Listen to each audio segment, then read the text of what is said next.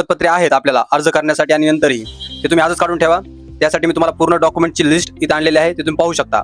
तर सामान्य व अनिवार्य कागदपत्रे पाहूयात. आधी ते दिले त्याने की वयाचा पुरावा. आता यामध्ये तुम्हाला शाळा सोडल्याचा दाखला म्हणजे तुमचा TC, जन्माचा दाखला किंवा माध्यमिक शालांत परीक्षेचे प्रमाणपत्र, 10वी बोर्ड सर्टिफिकेट, म्हणजे तुम्ही इथे 10वीची आपली सनद आहे ती तुम्हाला इथे चालते. ओके.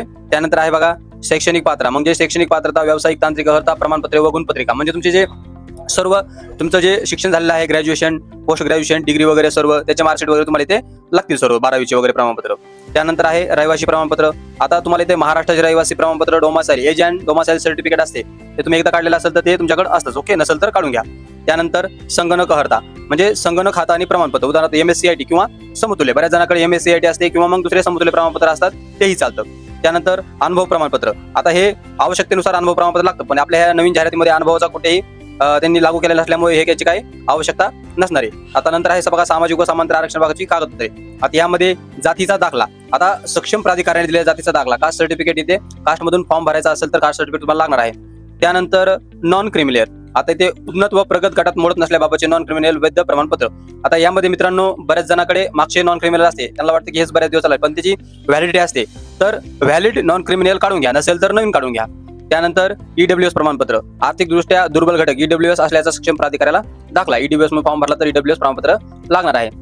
त्यानंतर कोणी दिव्यांग असेल तर दिव्यांग प्रमाणपत्र, जिल्हा चिकित्सक वैद्यकीय मंडळाचे किमान 40% कायमस्वरूपी दिव्यांग असल्याचे प्रमाणपत्र, लाभ घेण्यासाठी प्रमाणपत्र लागणार आहे.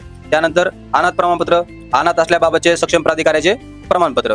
त्यानंतर विशेष प्रवर्ग व इतर प्रमाणपत्रे. आता त्यामध्ये पाहायचं तर विशेष आरक्षण. आता यामध्ये समजा कोणी प्रकल्पग्रस्त असेल, भूकंपग्रस्त असेल, अंशकालीन असेल तर त्याचे जे प्रमाणपत्र आहे ते असेल तर चांगलंच आहे, नसतील तरी काय अडचण येणार नाही. असेल तर तुम्ही टाकू शकता, अपडेट करू शकता. पुन्हा शेतकरी पल्ले. आता यामध्ये आत्महत्याग्रस्त शेतकरी यांचे पाल्ले असल्यास त्याबाबतचे सक्षम प्राधिकारी यांनी दिलेले प्रमाणपत्र. त्यानंतर रोजगार नोंदणी, याची काय आवश्यकता नाहीये.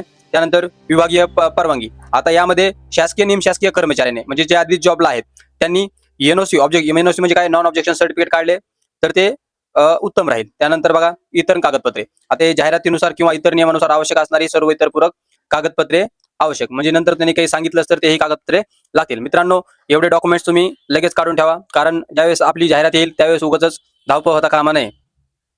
तर अशाच प्रत्येक अपडेटसाठी फॉलो आणि शेअर करा. राजगुरू मंत्राला धन्यवाद.